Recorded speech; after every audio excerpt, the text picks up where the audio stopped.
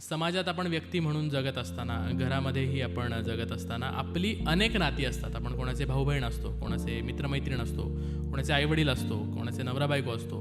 तर ही नाती माणसाला समृद्ध करत असतात आणि समाजात जगत असताना या नात्यांचं फार एक मोठं महत्त्व असतं.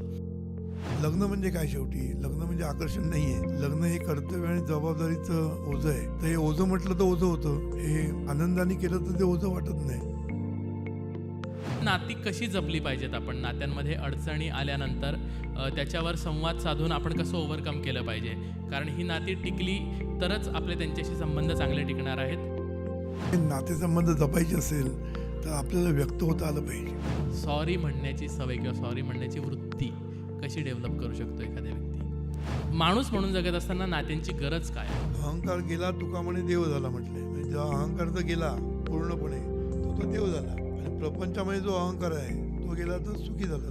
आजकालचा कळीचा मुद्दा आहे हा. ॲक्च्युली नवऱ्या बायकोंची नाती दुरावत आहेत. आजकालचा नाही, कायमचा आहे. भांडण झालं ना तर रात्रीची एक्सपायरी डेट पाहिजे, त्याच दिवशी एक्सपायरी. चालू ठेवलं की मग इगो वाढत जातो. नात्यांचा अर्थच असा असतो ना की एखादी व्यक्ती आपल्यासोबत कायम आहे हे गृहीतच धरलेलं असतं. तर मग गृहीत न धरणं असं कसं म्हणू शकता तुम्ही? मला जर आईवडिलांबद्दल कृतज्ञता वाटते तर ती दिसली पण पाहिजे. प्रेम वाटतं तर दिसलं पाहिजे ना.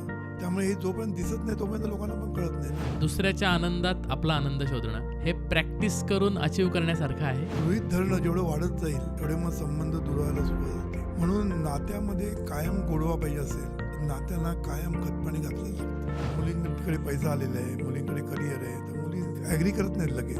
नाही जमलं तर चालले निघून. त्यामुळे डायव्हर्स रेट वाढलेला आहे. हे नातं टिकून ठेवण्यासाठी माझ्याच बाजूने जास्त प्रयत्न होत आहे. मग कुठेतरी सेल्फ रिस्पेक्ट आणि सेल्फ इस्टीमवर प्रश्नचिन्ह उभं राहतं की किती नमतं घ्यायचं मी कायम. पूर्वीच्या काळी मान अपमान घेऊन बसायचे. काही बोललं तरी सांगतो तर वागलं पाहिजे, असं बोलायचं नाही म्हटलं गप्प राहायची. आजकालच्या मुली पण ऐकणार नाही ना. आणि ऐकूच नाही, ऐकावं का म्हणून. माफ करण्याची पण एक खूप मोठी ताकद आहे असं म्हणलं जातं. ती पण ताकद कशी आणता येईल आपल्याला? हे ईश्वरा सर्वांना चांगली बुद्धी दे, आरोग्य दे, सर्वांना सुखात आनंदात ऐश्वर्यात ठेव, सर्वांचं भलं कर, कल्याण कर.